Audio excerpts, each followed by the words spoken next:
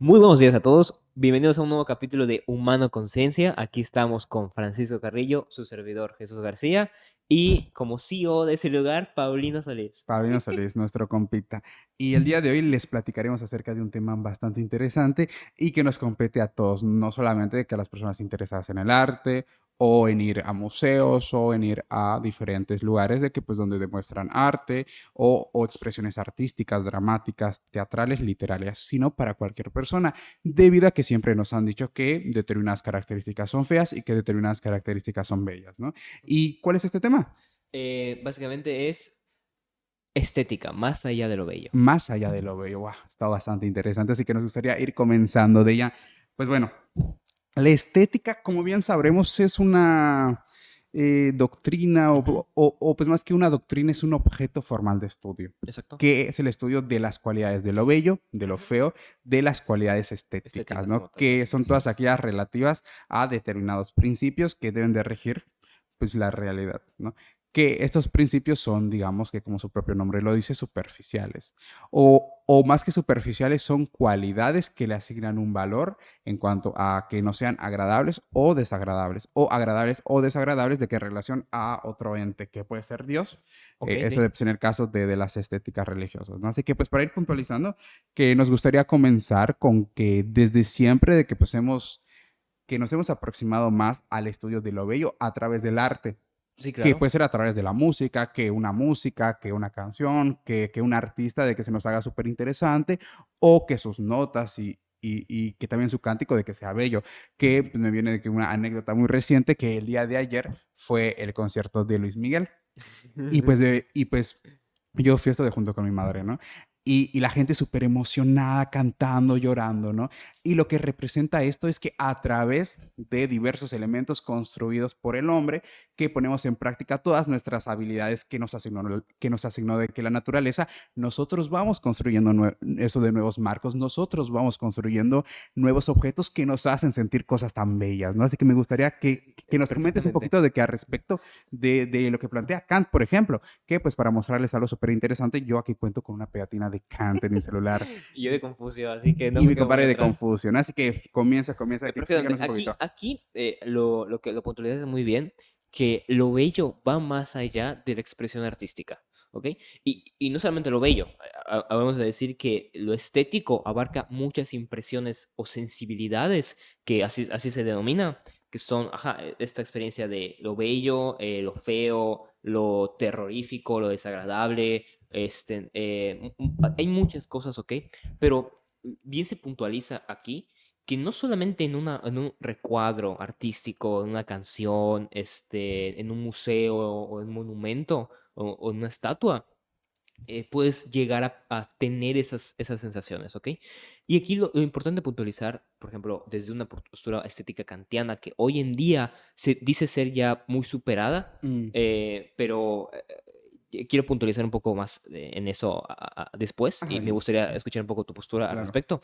Pero, por ejemplo, para introducirnos a la estética de Kant, hay que decir que Kant lo que estudia es más que nada lo trascendental. O sea, aquello, lo trascendental para Kant es aquello que viene antes de, o es a priori, del pensamiento, ¿ok? Ok, O de la intuición, ¿ok? claro. El tema acá es que para él lo bello es una subjetividad que exige ser objetiva, ¿ok? Ok. O sea, por ejemplo, cuando tú dices que algo es bello, no estás calificando a una cosa, no estás diciendo que esa cosa es bello objetivamente, sino que estás expresando una sensación interna de que Ok. a mí me hace sentir de tal forma que yo lo siento como bello. Wow. Por ejemplo, tú ves una estatua, ¿no? Y dices, Sí. está maravilloso, está increíble, ves una obra de arte, etcétera. Pero, o en la experiencia que acabas de decir, ves a un Luis montón de Miguel. gente, a un montón de Claro. gente, cantando, Expresando su sentir, expresándose, sus etcétera, y dices, ay, qué emociones, bello, ¿no? O ves una pareja en la calle y dices, ay, qué bello. besándose, ¿no? El tema acá es que claramente es algo subjetivo, pero Kant va más allá y dice, para no quedarse en este subjetivismo radical, en donde no, lo bello es lo que yo diga o lo que una persona en particular diga, Ujú. lo que dice Kant es que esto se va a extrapolar hacia una intersubjetividad o va a tratar de ser objetivo, porque lo que tú acabas de percibir puede ser percibido de una forma similar por otros. Claro. ¿Ok? O sea, por ejemplo, que pasen personas ajenas a ti, o sea, que no conoces ni nada, estén en un museo y vean una obra de arte. Para cada uno de ellos, la impresión que les dé va a ser distinta. Claro. Va a tener modificaciones o lo va a interpretar de formas muy distintas, pero el hecho de que para ellos tengan ciertas sensibilidades o ciertas sensaciones particularmente muy similares, esto hace que esa cosa sea bello. Wow. ¿Ok? Entonces, Ok. es de alguna forma que lo subjetivo exige, o lo bello exige que los demás también puedan percibirlo de esa forma. Ok. Por ejemplo, Kant pone el ejemplo de cuando nosotros nos referimos a un triángulo, es una forma que tiene De tres tres lados, ¿ok? Si una persona dice que no es así, diríamos que o no sabe lo que es un triángulo o que no está bien, Claro. Son no los es en su principios juicio. sintéticos de Exacto, que exactamente, los son. científicos a priori. Ok. Entonces, el tema acá es lo mismo, es casi similar con el tema de la estética. Ok. ¿Ok? Cuando decimos que algo es bello, no estamos diciendo que objetivamente es bello, sino que para nosotros es bello y que de alguna forma, bajo nuestra intersubjetividad, Ujú. bajo este marco común, Claro. decimos, para todos ellos también puede ser bello. Ok. Entonces, el tema acá es que lo hacemos todo el tiempo.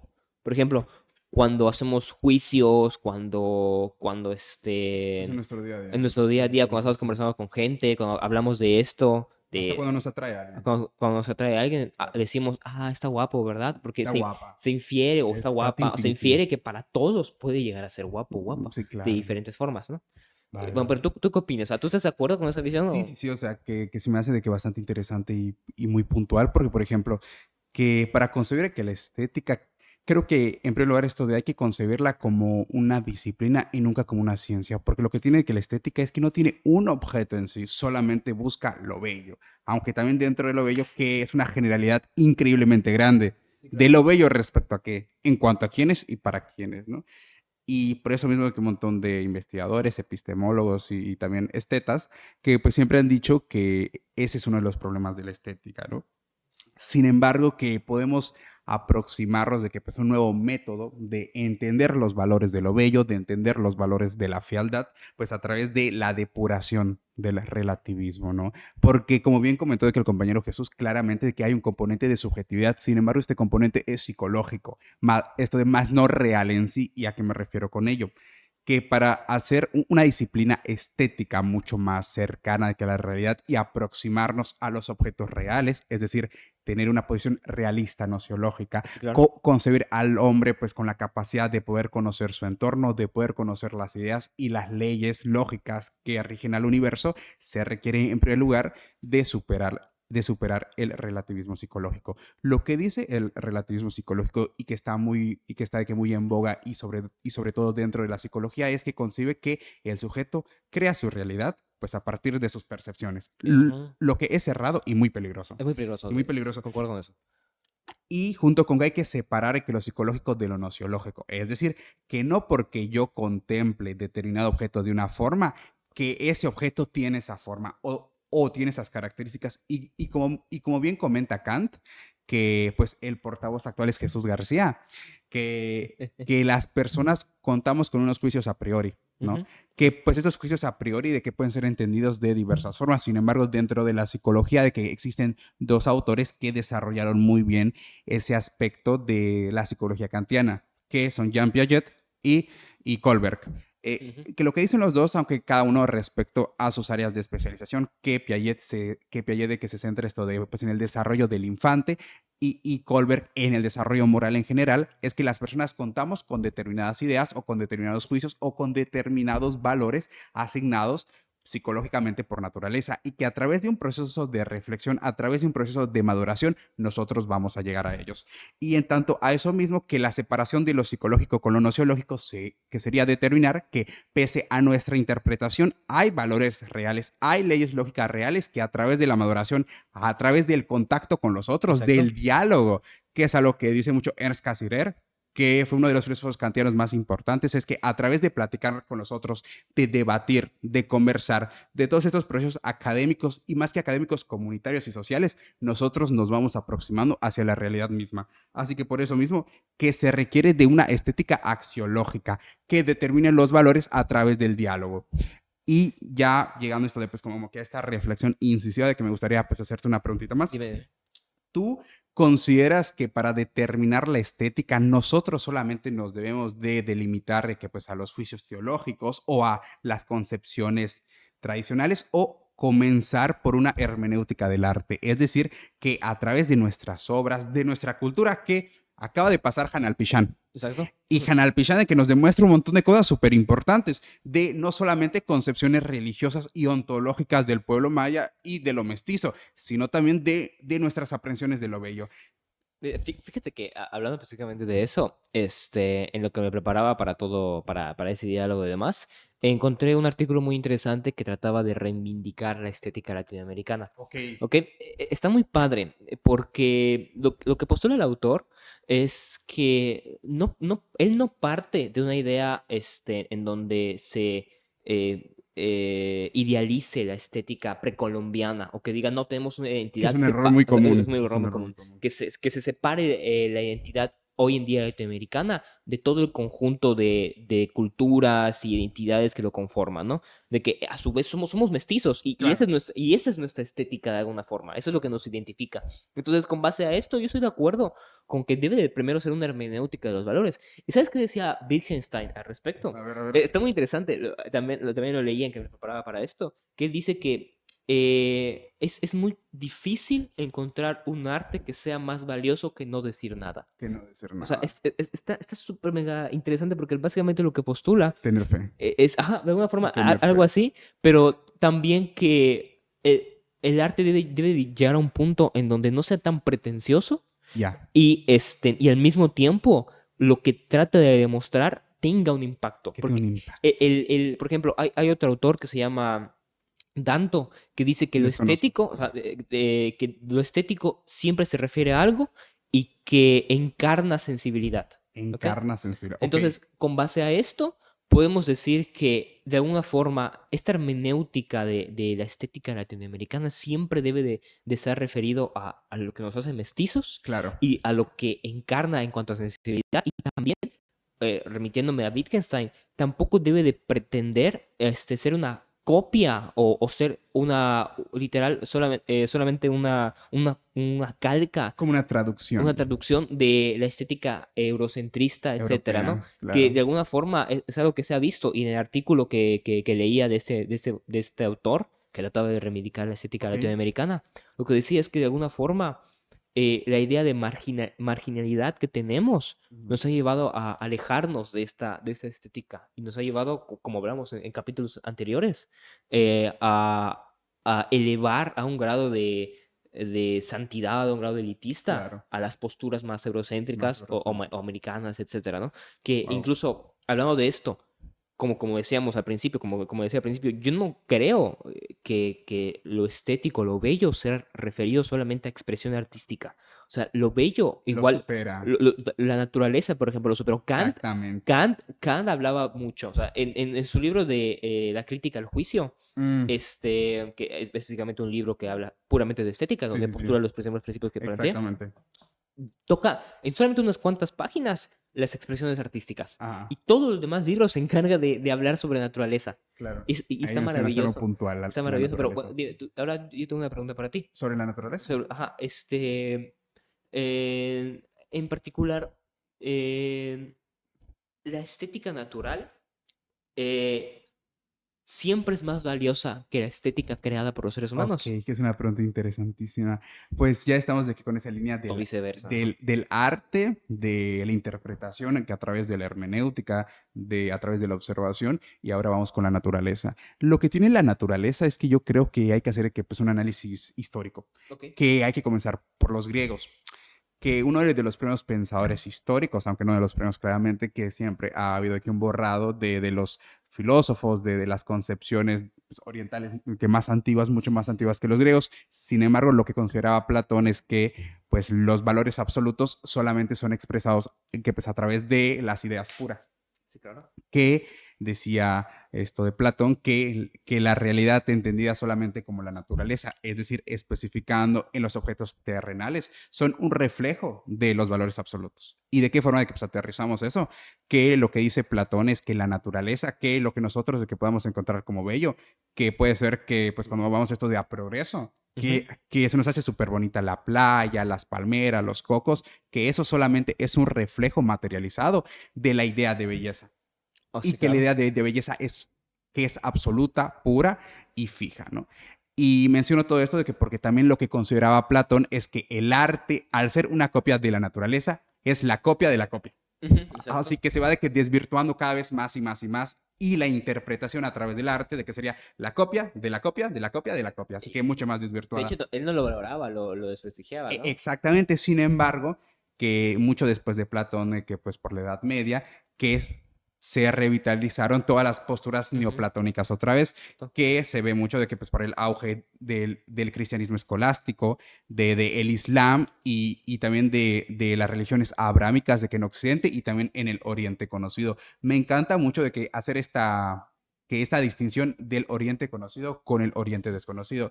Porque con el Oriente conocido de que me refiero a los países islámicos, Ujú. que siempre de que la filosofía islámica que bebió mucho de la filosofía griega, pues al igual que el cristianismo, que es algo que no sucedió como tal con el judaísmo, ¿no? Esto, sin embargo, que lo que consideraban de que pues estos neoplatónicos, que está San Dionisio, que está Plotino, es que nosotros a través del arte expresamos determinadas categorías a priori, que Oye, qué esto nos lleva interesante. con Kant. Así que al determinadas categorías naturalizadas a través de nuestra capacidad de aprender, conocer y expresar, nosotros estamos conectando las leyes lógicas con la realidad a través del arte, No, que es es bellísimo, bellísimo, que está súper es bellísimo. interesante, Muy ¿no? interesante. Y por eso mismo de que según ese planteamiento neoplatónico, lo que ocurriría es que cuando vas y ves la pintura de una cascada o algo que ocurre mucho en Yucatán es que en muchas casas coloniales del centro que te puedes encontrar con pinturas de chocitas mayas, Ujú, sí, claro. de la arquitectura maya mestiza y lo que dirían esto de los neoplatónicos es que las personas que pintaron esas obras a través de ellas representaron su realidad y determinados juicios y valores que se transportaron que por medio de sus sentires y sus vivires. Y por esto mismo de que me gustaría hacer hincapié en que es importante considerar que ya entendido que a través del arte nosotros expresamos y por medio de la comprensión correcta del mismo que podemos aprender los significados estéticos, que también estos significados estéticos, que es algo que se diría mucho desde el psicoanálisis, que están imbuidos por sentimientos y también por emociones, que es Exacto. lo que estabas mencionando de Kant. Y aquí, pues, habría que hacer hincapié de que, pues, en dos filósofos A ver. importantísimos.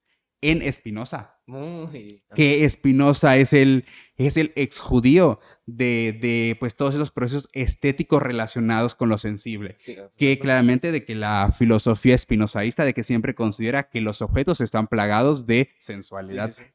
que son perceptuales, o sea, que los podemos percibir a través de los sentidos y que esa percepción sensual nos brinda emociones, nos brinda significados emocionales. Y el otro filósofo es Federico Nietzsche que lo que nos dice Nietzsche es que las personas estamos naturalizadas con una pulsión creadora Ujú. y con una pulsión estética, que él concibe que pues al arte como este elemento metafísico que regresamos de que pues a lo anterior, que a través del arte nosotros no solamente entendemos y también expresamos determinadas leyes absolutas de la realidad, que puede estar la belleza, sino que también nosotros las direccionamos y las transvalorizamos, Ok, sí, claro. que el verbo de la transvalorización es fundamental en Nietzsche, ¿no? Sí, sí, sí. Y pues por eso mismo de que considero que para continuar esto de con la plática, que debemos de hacer pues como que tres incisiones fundamentales. A Uno, ver. Aristóteles, que lo que dice Aristóteles es que que pues cada esto de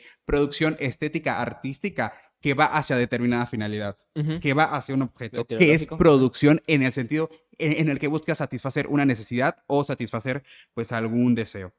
Y Nietzsche, que está esto de la sensitividad, de la objetualidad. Es decir, que lo que les mencionábamos antes, que nosotros sentimos a partir de las expresiones artísticas y que este sentir nos indica algo, que nos puede indicar una aproximación natural hacia determinados objetos o no. Y la tercera, que es esta de Kant, que nosotros pues a través de a lo mejor una cierta limitación psicológica, más no nociológica, que se los explicamos de que esto de Al pues, en un principio. inicio, Ujú. que podemos tener malas percepciones, sin embargo eso no significa que no podamos acceder a, que, pues, a los objetos reales a través de una interpretación adecuada, que nosotros lo primero que concebimos de que según Kant son solo las representaciones. Sí, claro. Sí, sí. Así que el circuito sería el siguiente, que a pesar de que solamente podamos hacernos interpretaciones de forma superficial, Ujú. que esta superficie, pues estas representaciones se centran en un objeto específico y que en cuanto, si nosotros consideramos nuestras necesidades y también las de la comunidad, pues podemos hacer que las representaciones creadas y que también que las interpretaciones de los objetos sean producción para lograr determinada finalidad práctica o determinada finalidad ontológica. ¿Y de qué forma se puede ejemplificar esto?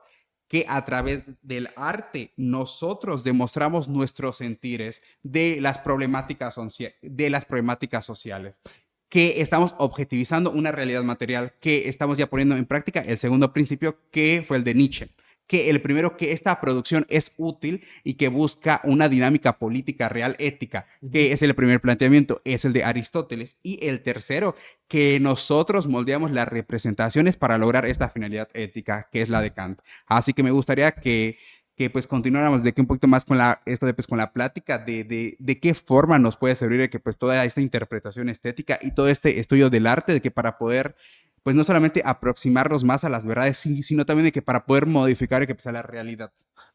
Fíjate que hay muchos puntos aquí a destacar porque, por ejemplo, aquí entra mucho el debate entre los románticos, y esa concepción que tenían de el arte por el arte, ¿no? El arte por el amor al arte. Yo creo que de alguna forma, independientemente de que tú quieras realizar una obra artística solamente porque quieres hacerlo, siempre va a existir ese componente teleológico, aristotélico, y de alguna forma que encarne a esta concepción nietzscheana de eh, toda obra es producto de su tiempo, Mm, ¿ok? E wow. incluso hoy en día lo podemos ver claramente con toda la cultura del espectáculo, de la sociedad del espectáculo, en donde todo el arte de alguna forma sirve para mover A ciertas las ideas a masas. las masas, ciertas ideas políticas. Entonces, yo creo que la utilidad de la estética está no solamente en la contemplación de lo bello y la interpretación de lo bello, y no solamente de lo bello, ¿ok? Que aquí hay que puntualizar que hay diferentes sensualidades o sensibilidades, que está lo bello, está lo feo, terrorífico, como lo planteamos al principio. Claro. Y aquí está el componente psicológico y de lo compartido, que por ejemplo, hay mucha gente que disfruta de ver películas de terror. Hay mucha gente que lo detesta, pero Mm, les da miedo, es de claro. terror. Hay Y eso ciertas, les da miedo, eh, aunque su interpretación sensual es exacto. diferente. Entonces, aquí está, hay ciertas características en una película, por ejemplo, de Stephen King, que son de películas de terror, o que son característicos de la impresión estética terrorífica. Claro. Entonces, aquí todo esto de alguna forma sirve para representar ciertas dinámicas sociales. Por ejemplo, tratando de unir puntos. El cine del siglo XX, de las primeras películas de adaptaciones de Drácula, de Bram Stoker, de Frankenstein, de los Hombres Lobo, etcétera, de alguna forma trataban de representar o se puede interpretar esto como una forma de asociarlo a la dinámica social entre las clases burguesas Ok. y el proletariado, ¿no? Como por Ujú, ejemplo con los vampiros que tratan de succionar sangre, ujú, o los zombies que son como esta masa muerta de claro. gente. Esto haciendo una interpretación quizá muy rebuscada de todo lo que significa, pero claro, yo creo que para tratar de remitirnos al principio, que no solamente lo bello está en la expresión artística, yo creo que la estética está en el día a día de las personas, ¿ok? Exactamente. Tenemos miedo, por ejemplo, Es con lo una que práctica es cotidiana. una práctica cotidiana. Por ejemplo, tenemos miedo de andar en una calle oscura Y, y la calle oscura, cuando dibujamos una calle oscura en un pedazo de papel, lo representamos con esas características que Claro. dan miedo. Y de alguna forma esto representa que en nuestra sociedad hay ciertas cosas, hay ciertas ideas o juicios a priori, o que se van construyendo en este diálogo compartido que nos terminan dando miedo, Claro. ¿ok? O hay ciertos valores que terminan siendo sublimados, que se subliman, Mm, como por ejemplo el éxito, incluso la propia fortaleza, la resiliencia, el amor a una madre, cosas por el estilo. Aquí lo que me gustaría puntualizar, que creo que tocamos bastantes puntos y tendríamos para material para hasta hacer sacar de que pues 40 mini 40.000 cápsulas, mini mini cápsulas, cápsulas literal. de un minuto. El tema acá es tratar de definir, ok, si ya sabemos que en nuestro día a día hay un montón de experiencias estéticas, ¿cómo podemos saber cuál es una experiencia estética y cuál no? Claro. ¿Ok? O sea, te pregunto esto a ti y yo quiero empezar diciendo que toda experiencia estética siempre exige una sensibilidad compartida. Toda experiencia estética siempre. No, claramente. ¿Cómo lo definirías tú? O sea, ¿cómo dirías, cómo diferenciarías entre lo estético y lo no estético? Claro, pues yo considero que cualquier elemento de la vida es estético, Ok, porque cualquier elemento de la vida de que tiene determinados valores, aunque no valores de que entendidos de forma moral, sino de forma axiológica. Es decir, que cada uno de los objetos de que tiene cualidades propias de sí. Y respondiendo a que esa pregunta, yo por eso considero que para hacernos de que no una visión, sino un pensamiento a través del cual pues poder agregar nuestras concepciones individuales, nuestras experiencias y también nuestros deseos y porvenires, que se debe de considerar pues como que todos estos planteamientos mencionados, que ujú, cada uno de estos autores pueden ser contrarios entre sí sí, y también pueden ser hasta críticos de los otros, ¿no? Sin embargo, que el aspecto fundamental es que no solamente está la percepción como factor psicológico, sino también la percepción como diálogo y reflexión, ok, que es algo que se menciona con los filósofos postkantianos, que está Ernst Cassirer como uno de ellos, que a través del diálogo con los otros, de que pues como bien mencionaste, que nosotros vamos rebatiendo ideas, que es el proceso de la ciencia inclusive, sí, ¿no? sí, sí, claro. Que pues es a través de revoluciones, que una revolución surge cuando una crisis de la ciencia ocurre, o sea, pues cuando un planteamiento ya no puede dar más Sí, claro. y que a través del diálogo y del diálogo democrático y también del diálogo basado en fundamentos éticos, nosotros debemos de ir criticando aquellas concepciones problemáticas, no solamente en teoría, sino también en práctica. Ujú, Que mencionaste un ejemplo que lo puede ejemplificar completamente, que las películas del anterior siglo a lo mejor y pues sí eran muy bellas en cuanto a estética, sin embargo, fueron utilizadas de que pues para propaganda política. exacto. Que se me ocurre que un ejemplo fundamental que en los Estados Unidos de América, a inicios del anterior siglo, que salió una película que no recuerdo el nombre, que se llamaba esto del Caballero de la Patria, creo, Ok. que fue utilizada por el Ku Klux Klan. Y después de haberse publicado esa película y, pues de haber sido consumida por esa agrupación política racista, que pues de esa agrupación, esto de subieron de afiliados millones. O sea que a inicios del anterior siglo solamente tenían 1.000, 2.000 afiliados y 20 años después 3 millones de afiliados Su bestia. solamente en el sur de los Estados Unidos. Y por esto mismo menciono que la práctica estética, entender la estética y también teorizar acerca de lo que es bello y malo, no solamente debe de ser considerado de forma puramente teórica, académica, sino también de forma práctica y ética. Exacto. Porque pues, los intelectuales, los filósofos, de que pueden llegar a un montón de conclusiones súper rebuscadas. Sin embargo, si esas conclusiones violan los fundamentos y los principios de una ética comunitaria, deben de ser rebatidos, deben de ser contrastados y deben de haber mejores propuestas.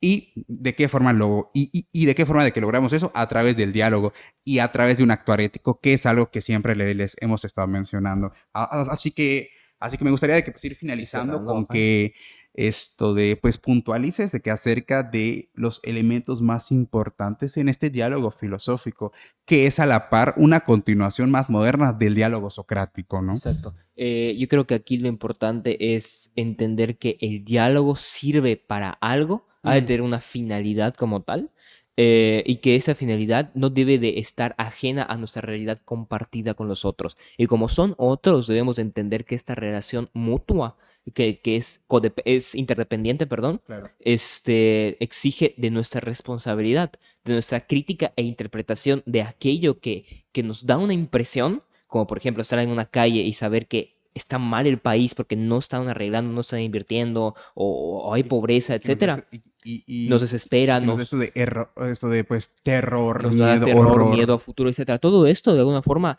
es una realidad compartida que exige nuestra Mm, responsabilidad y que nos llama a tomar o sea, acción, ya sea desde el lado artístico, de la expresión artística, desde el lado de la reivindicación de los valores de una sociedad y, por último, desde el lado de la acción política, como lo hemos estado comentando desde antes, ¿no?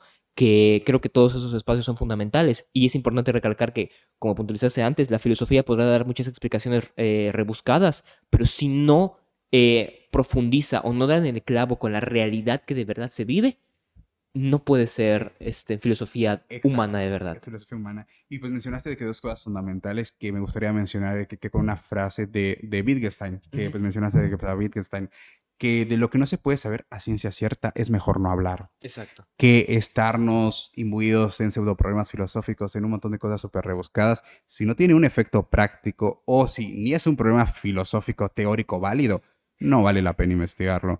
Y que si llegamos a plantear determinadas presunciones, sean basadas claramente de que en marcos de referencia compartidos. Y sobre estos marcos de referencia compartidos mencionaste una cosa fundamental, que nosotros en nuestro día a día vemos cosas que se nos harán horribles y feas, como puede ser la corrupción política, como puede ser que las calles en el sur del estado estén destruidas, que no haya de esto de pues, alumbrado público.